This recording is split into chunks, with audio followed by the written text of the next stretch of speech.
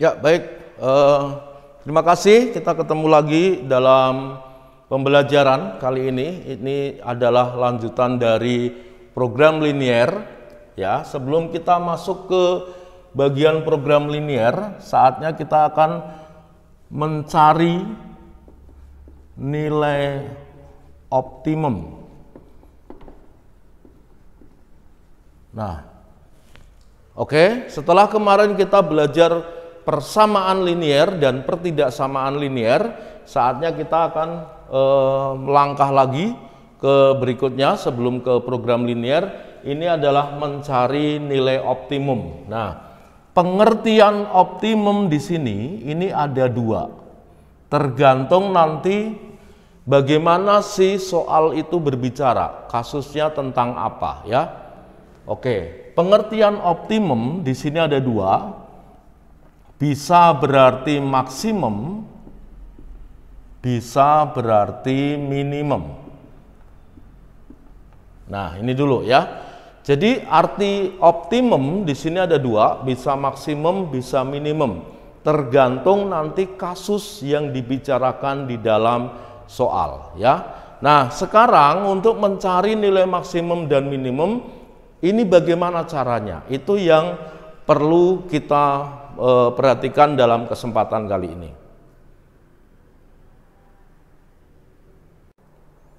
Baik, nah sekarang perhatikan ini. Saya ada sebuah pertidaksamaan dalam satu soal ini, yaitu diminta menentukan nilai optimum. Pertidaksamaannya apa? Pertidaksamaannya adalah X plus Y lebih besar sama dengan 10, X plus 5Y lebih besar sama dengan 20, X lebih besar sama dengan 0, Y lebih besar sama dengan 0. Saya kasih penjelasan dulu bahwa pertidaksamaan yang muncul ini tadi, yang saya tuliskan di sini, ini yang disebut dengan sebuah kendala. Dalam sebuah program linier, ini yang disebut sebagai kendala. Kenapa dikatakan kendala? Karena dulu saya pernah mengatakan bahwa program linier itu berbicara tentang sebuah kasus cerita, ya, soal cerita. Nah, misalnya ada soal cerita yang mau mencari keuntungan dari sebuah keuntungan dari suatu usaha jual beli, ya, misalnya. Nah, maka untuk mendapatkan keuntungan kita harus melihat kendala-kendala yang ada.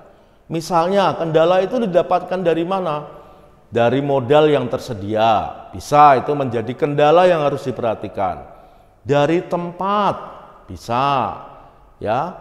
Kemudian dari waktu, bisa. Nah, dan lain-lain. Ini sebenarnya ini nanti kendala-kendala ini kita dapatkan dari soal. Kita harus mencermati satu persatu, kalimat demi kalimat, sehingga muncullah kendala-kendala ini. Nah, lalu selain kendala, ada yang disebut dengan fungsi sasaran, atau ada yang mengatakan fungsi tujuan. Fungsi tujuan, ini adalah tujuan yang mau dicapai. Kalau tadi saya berbicara contohnya misalnya orang mau bisnis jual beli, nah, tentunya di dalam bisnis jual beli itu tujuan utama yang dicapai adalah mencari keuntungan maksimum, ya kan? Nggak ada orang bisnis jual beli yang dicari keuntungan minimum, betul kan? Yang dicari adalah keuntungan maksimum. Sehingga fungsi sasaran atau tujuan yang mau dicapai ini berkaitan dengan fungsi yang ada. Kalau kalian tanya fungsinya itu dapat dari mana? Nanti di soal sudah ada ya. Jadi kalau kalian mencermati soal program linier yang bentuknya adalah soal cerita, kita pahami kalimat demi kalimat, itu nanti akan ketemu, oh kendalanya ini, oh sasarannya ini. Itu sudah ada semua. Nah, kemudian langkah berikutnya yaitu kita menggunakan cara yang kemarin, yaitu menggambar daerah himpunan penyelesaian yang memenuhi kendala ini, ya. kemarin sudah saya berikan langkah-langkahnya, sehingga sekarang kita bisa menggambarkan. Langsung ya, untuk yang garis pertama, pertidaksamaan pertama, X tambah Y sama dengan 10. Berarti nanti ketemu X-nya ini 10, Y-nya ini juga 10, ya kan? Dari mana? Kemarin X-nya dibuat 0 dulu, lalu setelah itu Y-nya dibuat 0. Nah, lalu kita hubungkan. Kita beri nama bahwa ini adalah garis untuk X ditambah Y sama dengan 10. Yang diminta lebih besar sama dengan 10. Diuji, silakan diuji. Caranya kemarin sudah dibahas dalam video sebelumnya ya. Nah, ini kalau diuji yang diminta lebih besar, maka nanti akan ketemu arsirannya ini ke kanan atas. Nah, itu yang pertama. Lalu kita lihat yang kedua, X ditambah 5Y lebih besar sama dengan 20. Berarti X-nya ketemu 20 ya kan? Y-nya ketemu 4. Ini 4. Kita tarik, kita hubungkan. Nah, seperti ini. Garis yang kedua, ini persamaannya adalah X ditambah 5Y sama dengan 20. Ya, tentunya menggambar garisnya kalian sudah paham ya. Nah, lalu itu lebih besar. Oh, arsirannya berarti setelah diuji nanti dapat arsirannya juga ke kanan atas. Lalu berikutnya, X lebih besar sama dengan 0. Berarti berada di sebelah kanan sumbu Y. Berikutnya, Y lebih besar sama dengan 0, berarti di atas sumbu X. Nah, sehingga kalau arsiran ini kita jadikan satu, maka kita menemukan atau mendapatkan DHP-nya itu ada di sini. Ini DHP. Ya kan? Ini adalah DHP. Lalu yang mau dicari adalah fungsi sasaran atau tujuan, nilai optimum. Nah, tentukan nilai optimum dari fungsi sasaran ini. Ada fungsi sasarannya, ada tujuannya. Karena yang ditanya di sini nilai optimum, maka nanti kalian harus memberikan dua jawaban. Maksimumnya berapa, minimumnya berapa. Sekali lagi, kalau di soal itu pertanyaannya nilai optimum, berarti harus ada dua jawaban, maksimum dan minimum. Karena arti optimum ada dua.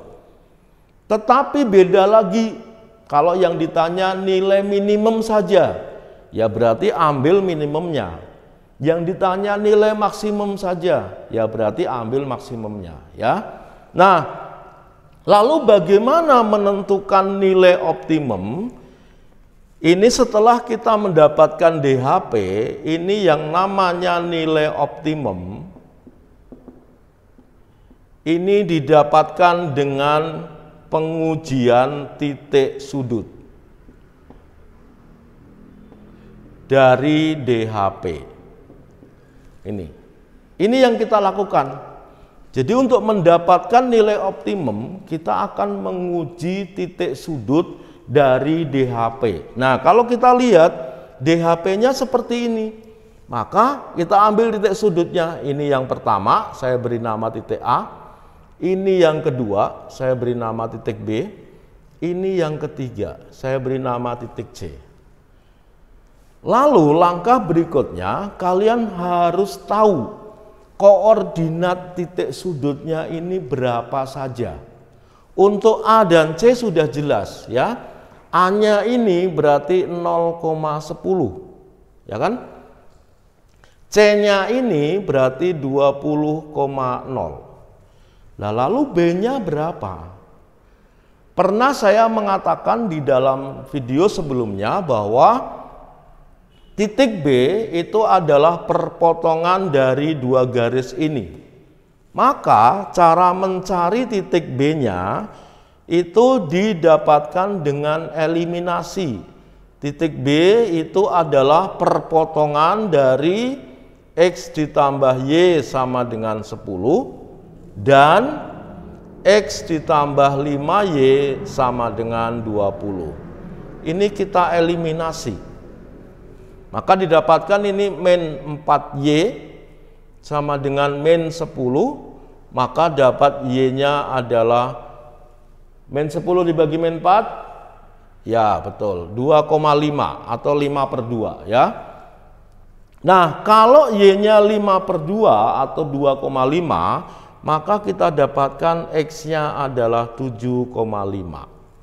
Sehingga ketemu di sini koordinat B-nya ini adalah 7,5 itu berarti berapa? 7,5 itu 15/2 sama 2,5 berarti 5/2. Ini koordinat B-nya ya. Nah, sekali lagi koordinat titik sudutnya itu harus diketemukan ya. Oke, kalau sudah ketemu seperti ini, kemudian kita gunakan pengujian.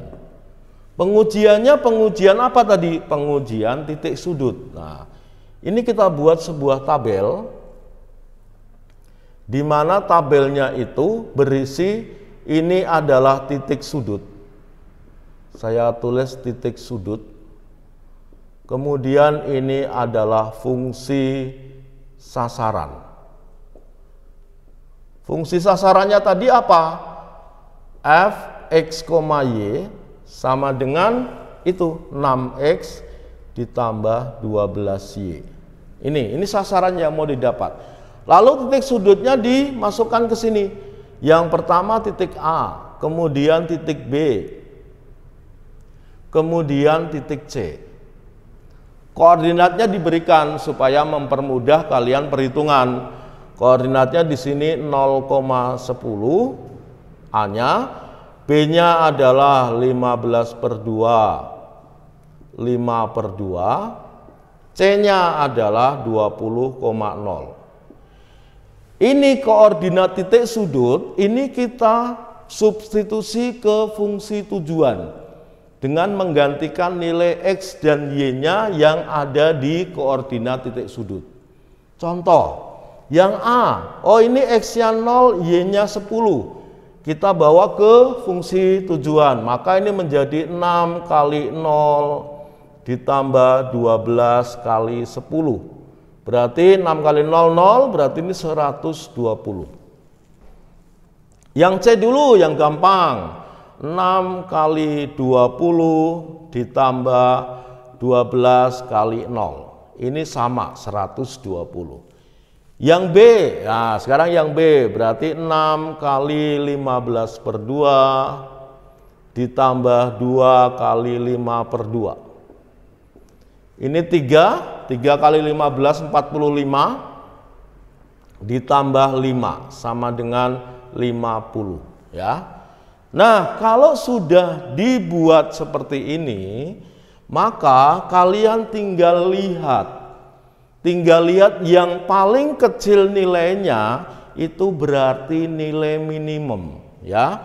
Sehingga kita bisa simpulkan nilai minimumnya adalah 50. Di mana letak nilai minimumnya? Letak nilai minimumnya pada titik B dengan koordinat 15/2 sama 5/2.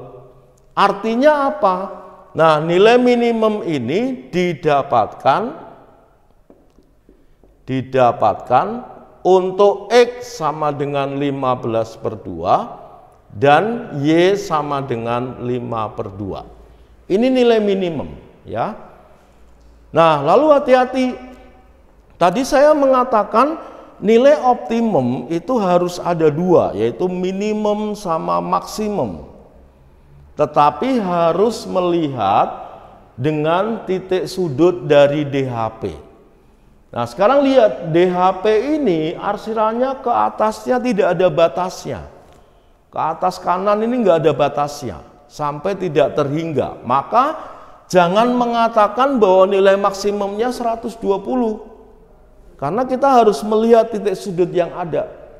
Jangan dikatakan 120, tetapi karena ini daerah himpunan penyelesaiannya tidak terbatas, maka pasti nilai maksimumnya itu adalah tak terhingga. Nah ini, jadi kita nggak bisa menentukan.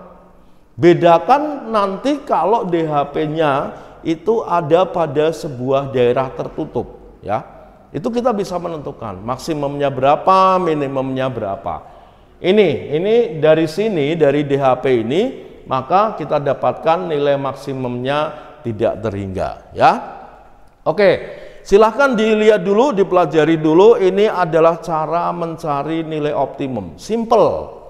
Hanya kalian tahu titik koordinat titik sudutnya dari DHP. Sudah pasti ketemu. Karena apa? Kendala dan fungsi sasaran ini sudah ada di soal, ya. Silakan dicermati dulu.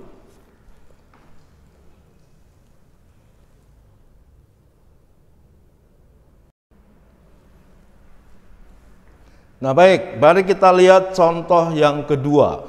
Tentukan nilai optimum dari 2x plus y lebih besar sama dengan 4, 4x plus 7y lebih kecil sama dengan 28, x lebih besar sama dengan 0, y lebih besar sama dengan 0, dengan, nah ini sasarannya 10x ditambah 7y, ya. Kita langsung gambarkan. Yang pertama kita lihat. Ini adalah sumbu y, ini adalah sumbu x. Baik. Kita lihat yang pertama. Berarti kalau x-nya 0, y-nya adalah 4. Di sini 4. Kalau y-nya 0, x-nya adalah 2. Ini kita buat garis. Nah, persamaan garis pertama ini adalah 2x ditambah y sama dengan 4. Lebih besar sama dengan 4. Nah, nanti silahkan diuji. Ini nanti kita dapatkan arsirannya ke kanan atas.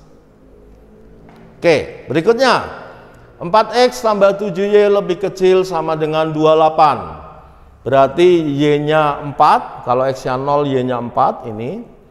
Kalau y-nya 0, x-nya 7. Ini 7, ya. Nah, ini garis yang kedua dengan persamaan 4x ditambah 7y sama dengan 28. Lebih kecil sama dengan 28. Nanti kalau diuji, ini arsirannya ke kiri bawah. Ya, silakan, saya tidak mencantumkan pengujiannya di sini dan juga tidak mencantumkan cara mencari titik potong sumbu x sumbu y. Karena di video sebelumnya sudah. Kemudian x lebih besar sama dengan 0 dan y lebih besar sama dengan 0. Perhatikan bedanya dengan yang tadi. Kalau arsiran ini kita kumpulkan, maka kita dapat DHP-nya adalah segitiga ini. Ini DHP. Nah, bedanya dengan yang tadi, kalau yang tadi itu daerah himpunan penyelesaiannya adalah daerah terbuka. Kalau ini daerah tertutup, jadi masing-masing sisinya ada batasnya. Kalau yang tadi batasnya hanya sisi bawah saja, ya kan? Nah, lalu kita akan menguji nilai optimum, mencari nilai optimum dengan uji titik sudut. Nah, tentukan ini titik sudutnya. Berarti ini A, boleh kalian memakai nama lain silahkan.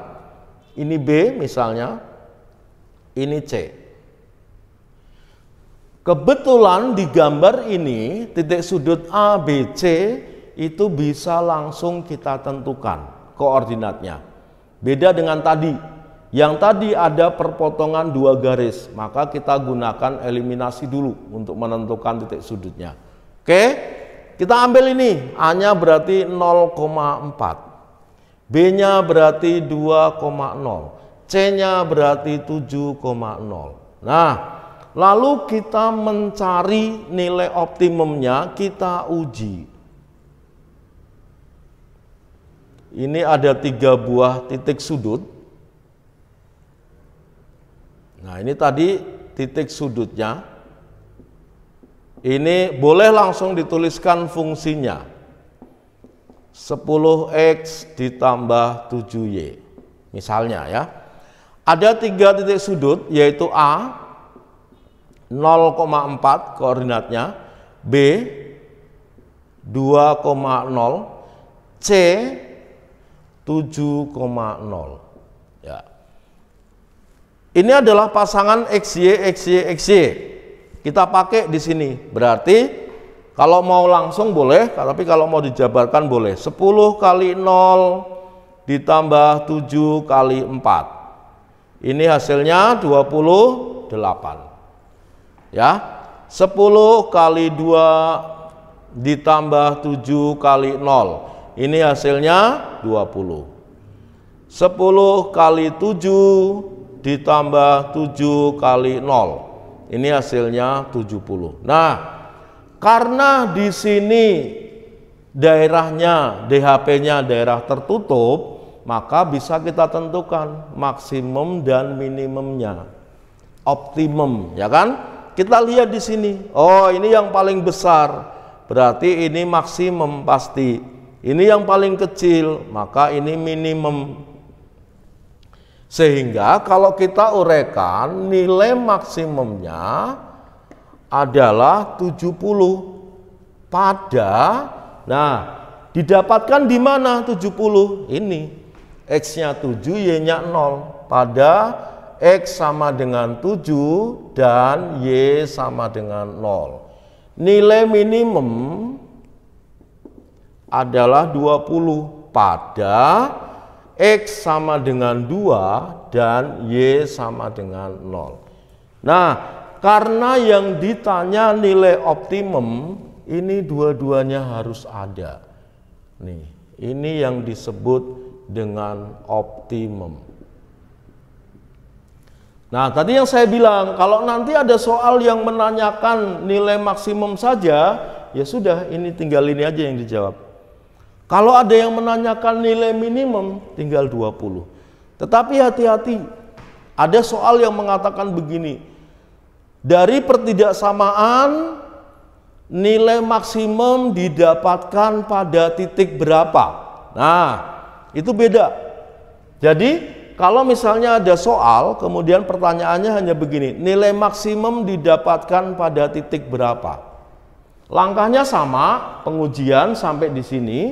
Nah, setelah ketemu 70, maka dikatakan nilai maksimum didapatkan pada titik X-nya 7 dan Y-nya 0.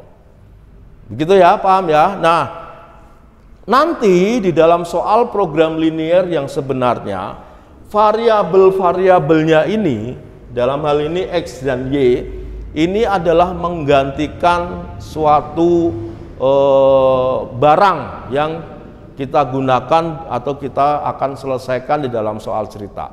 Maka nanti ke depannya variabelnya ini boleh kalian menggunakan huruf-huruf yang lain.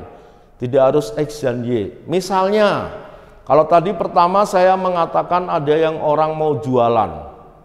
Misalnya yang dijual itu apa? Snack A dan snack B misalnya ya. Berarti variabelnya nanti kalian pakai A dan B. Boleh, silahkan. Mau tetap X dan Y boleh.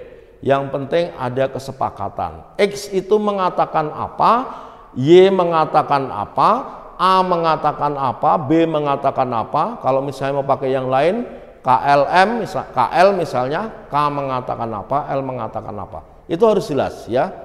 Jadi variabel itu dipakai fungsinya untuk menggantikan nama barang yang ada di soal ya. Oke, dicermati dulu bedanya dengan contoh yang pertama tadi. Nah, sudah jelas saya berikan dua contoh yang berbeda. Yang pertama tadi DHP-nya berupa daerah terbuka, sehingga hanya bisa ditentukan nilai minimumnya, maksimumnya karena terbukanya ke atas ya. Jadi maksimumnya tidak terhingga. Yang kedua, ini DHP-nya daerah tertutup.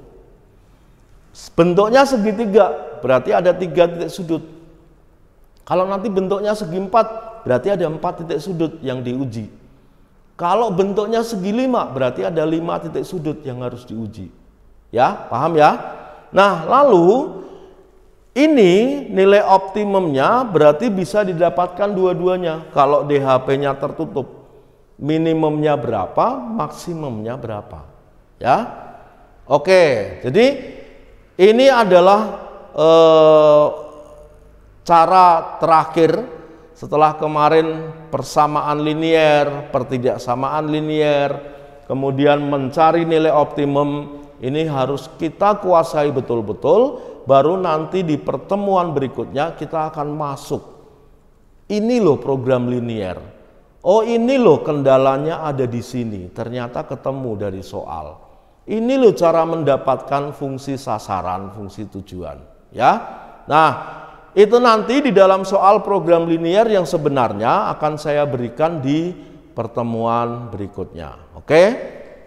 Kita akhiri sampai di sini dulu. Yang penting 3 bahan sudah kalian kuasai, persamaan garis, pertidaksamaan, sama nilai optimum. Itu sudah kita kuasai, kita sudah layak atau sudah siap untuk masuk ke dalam program linier. Kita tunggu di video pembelajaran saya berikutnya mengenai program linier yang sebenarnya. Ya, baik. Saya akhiri sampai di sini. Terima kasih untuk kebersamaan kita. Kita ketemu lagi di pembelajaran berikutnya. Salam sehat selalu buat kita semua dan sampai jumpa lagi.